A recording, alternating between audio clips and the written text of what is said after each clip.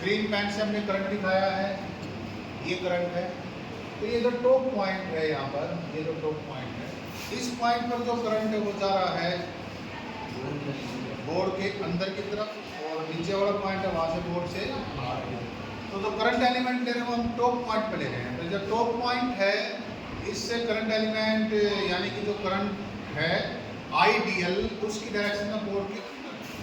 तो आप चाहो तो यहाँ पर एक क्रॉस का निशान भी दिखा सकते हैं, एक क्रॉस का निशान है, ये क्रॉस का निशान है आईडीएल के लिए। इसके लिए आईडीएल को ये ऐसे दिखा सकते हैं आप,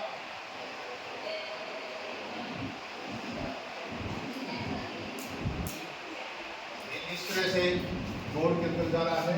तो ये हमारा है आईडीएल, दिस इज आईडीएल। और ये अपने क्रॉस से दिखाया है, 3D में आप देखा रहता है। जैसे इस करंट एलिमेंट को पी पॉइंट से मिला दें, यहाँ पे आप अपना ओरिजिन ले सकते हैं तो इसको किससे मिला दें, पी पॉइंट से, तो वो हमारा आ जाएगा vector R, this is vector R. तो जो वेक्टर आर है उसकी मैग्नीट्यूड हम निकाल सकते हैं, क्योंकि ये एंगल कितना है 90 डिग्री। तो magnitude of vector R position vector from current element to P point where magnetic field is to be calculated. तो आर की value by using Pythagoras theorem ये हो जाएगी x square plus r square under the root. ये होगी x square plus r square under the root, ये r vector की magnitude. अब हम यहाँ पे बाइट-सेवर्ट लॉ यूज करेंगे, using Biot Savart law, using Biot Savart law. तो बाइट-सेवर्ट लॉ हम यूज करेंगे और इससे निकालेंगे स्मॉल मैग्नेटिक फील्ड। ये स्मॉल मैग्नेटिक फील्ड है dB, तो ये किसके बराबर होगी, mu naught by 4 pi IDL। अब एंगल देखिए कितना है, एंगल आप देखें यहाँ पे इस पॉइंट पे था करंट एलिमेंट, और जो आर वेक्टर था वो किस डायरेक्शन में था, आर वेक्टर इस डायरेक्शन में था। तो एंगल आप देखिए कितना है 90 डिग्री, एंगल कितना है 90 डिग्री। तो यहाँ पे देखेंगे IDL और ये साइन कितना लिखते हैं 90 डिग्री डिवाइडेड बाई कितनी है ये आर स्क्वायर, क्या चीज है आर स्क्वायर। तो आर की वैल्यू कितनी है under root X square plus R. तो ये हमने लिख ली है small magnetic field due to this current है।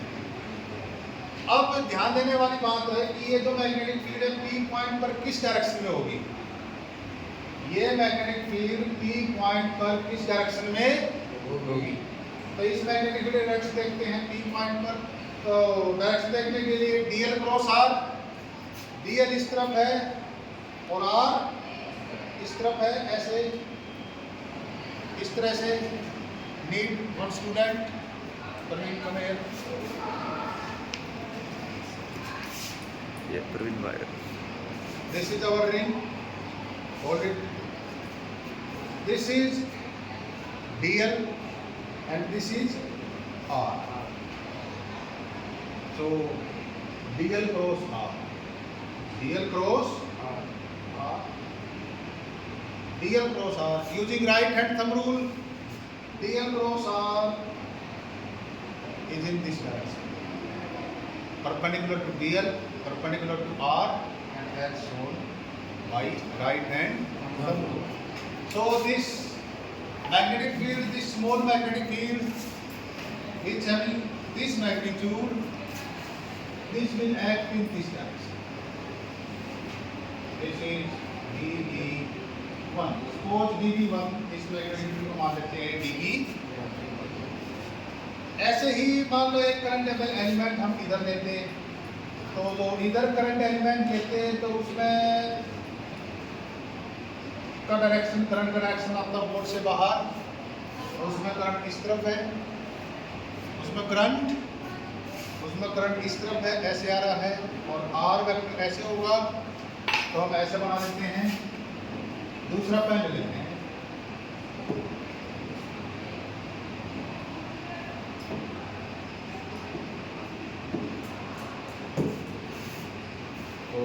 ये हमारा करंट एलिमेंट है डीएल, इस डायरेक्शन में आ रहा है बोर्ड से बाहर, और ये हम बना लेते हैं। तो ये हमारा हो गया वेक्टर आर। क्या हो गया? ये वेक्टर आर हो गया। वेक्टर आर इस डायरेक्शन में, करंट एलिमेंट इस डायरेक्शन में, करंट एलिमेंट अंदर की तरफ है। तो डीएल क्रॉस आर निकालेंगे, डीएल क्रॉस आर, डीएल इस तरफ है तो DL cross R, DL cross R ऐसे जाएगा तो जो मैग्नेटिक फील्ड है वो ऐसे है, और ये मैग्नेटिक फील्ड मान लेते हैं कितनी है, dB। तो डायरेक्शन आपके सामने दिखाया गया है dB1 एंड dB। अब यहाँ पर हम डायरेक्शन लेते हैं कंपोनेंट बनाने के लिए।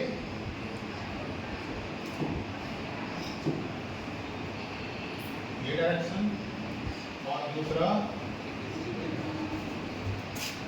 तो अब जो एंगल है इसको यदि मैं ये एंगल मान लूँ थीटा, ये एंगल कितना मान लूँ थीटा, ये एंगल थीटा है, इसके परपेंडिकुलर ये वाइट वाली लाइन और इसके परपेंडिकुलर ये वाली लाइन है ये, तो ये एंगल भी कितना होगा theta. And similarly this angle will also. तो हम dB1 और dB2 के कंपोनेंट बनाएंगे।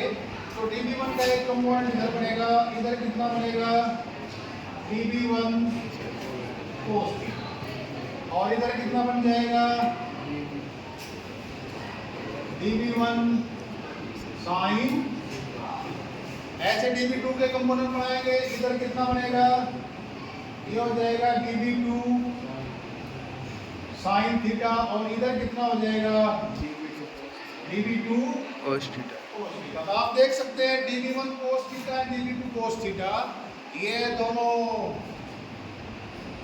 एक दूसरे के अपोजिट डायरेक्शन में हैं, और जो मैग्नीट्यूड है वो dB1 और dB2 दोनों की सेम है, क्योंकि करंट सेम है, डीएल सेम है, और जो स्मॉल आर है जिसकी वैल्यू निकालेंगे पाइथागोरस थ्योरम से, again x² + r² under the root. ये जो dB1 cos theta and dB2 cos theta, these are equal and opposite, so they cancel each other. dB1 cos theta and dB2 cos theta, they are equal and opposite, so they cancel each other.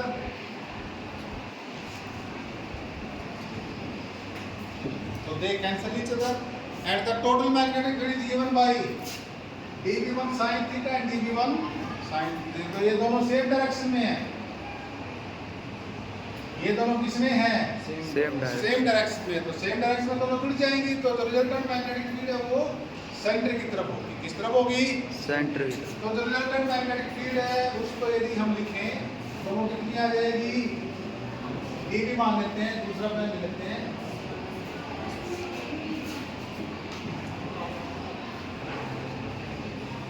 so the resultant magnetic field is given by dB, which is equal to dB1 sin theta plus dB1 sin theta। But ये तो केवल दो ही element थे, ऐसे ऐसे element इस ring पर कई होंगे। ये तो हमने तो दो एलिमेंट लिए, कौन से लिए हैं, एक एलिमेंट ऊपर और एक नीचे, ऐसे एक एलिमेंट इधर, एक एलिमेंट इधर, एक इधर, एक इधर। तो सारा जो रिंग है, इस रिंग पर जितने भी एलिमेंट हैं उनको पेयर में डिवाइड कर देंगे, और पेयर में डिवाइड करने के बाद सबके कोस कंपोनेंट को कैंसिल हो जाएंगे। कौन से कंपोनेंट बचेंगे, साइन कंपोनेंट। तो जो रिजल्टेंट मैग्नेटिक फील्ड होगी उसमें केवल साइन कंपोनेंट ऐड होंगे। कौन से कंपोनेंट, साइन कंपोनेंट। तो केवल दो कंपोनेंट्स के लिए थी, किसके लिए, दो कंपोनेंट्स के लिए थी, बट टोटल मैग्नेटिक फील्ड हम निकालेंगे B, तो वो जितने भी कंपोनेंट है साइन वाले उन सब का क्या हो जाएगी, इंटीग्रेशन, यानी कि dB साइन थीटा। तो इस तरह से टोटल मैग्नेटिक फील्ड हम निकालेंगे। तो वैल्यू रख सकते हैं, दो भी हमने निकाली है। dB की वैल्यू कितनी है, μ0 I dl sin 90 की value 1 divided by 4 pi x² plus are square. अब साइन थीटा की वैल्यू, साइन थीटा की वैल्यू यहाँ से आप निकाल सकते हैं। साइन थीटा की value perpendicular over hypotenuse. Perpendicular कितना है? आर। कितना है? आर। और हाइपोटेन्यूज कितना है? Small R. स्मॉल आर की वैल्यू कितनी है? X square plus are square under the root. X square plus are square under तो ऐसे लिख सकते हैं X square plus are square और ये अंडर द रूट मतलब पावर कितनी है? 1/। तो ये हमारी रिजल्टेंट मैग्नेटिक फिट आ रही है पी पॉइंट पर। तो इसको और सिंपलीफाई करते हैं। अब जो चीजें इंटीग्रल से बाहर है कांस्टेंट है वो आ जाएंगी। म्यू नॉट कांस्टेंट है बाहर चला गया, आई कांस्टेंट है बाहर चला गया, ये आर कांस्टेंट है ये भी बाहर आ गया जो कि रेडियस है। 4 पाई कांस्टेंट है और x square plus are square. What is x? X centre से पी पॉइंट की डिस्टेंस है वो भी चेंज नहीं होने वाली। आर इसका रेडियस है वो भी, तो ये भी कांस्टेंट है। यानी कि x square plus are square की पावर कितनी करते हैं? 3/2। अब बचा क्या? dl। अब dl को जोड़ेंगे, ऐसे छोटे छोटे एलिमेंट को जोड़ेंगे तो dl कितना आ जाएगा? 2 पाई। dl कितना हो जाएगा? 2 पाई आर। क्योंकि जो dl क्या है, ये जो रिंग है इस रिंग पर जो एलिमेंट है वो इन सब की लेंथ है। तो यहाँ पर हम लिख देंगे total magnetic field mu not I R dl की जगह क्या लिख दें? 2 पाई आर और यहाँ पर हो जाएगा 4 pi x square plus are square इसकी पावर 3/2। अब यहाँ पर देखिए पाई से पाई कैंसिल, 2 से ये 2 कैंसिल, तो लास्ट में जो मैग्नेटिक फील्ड आ जाएगी वो मैग्नेटिक फील्ड कितनी होगी? P is equal to mu naught by 2 I r into r, r square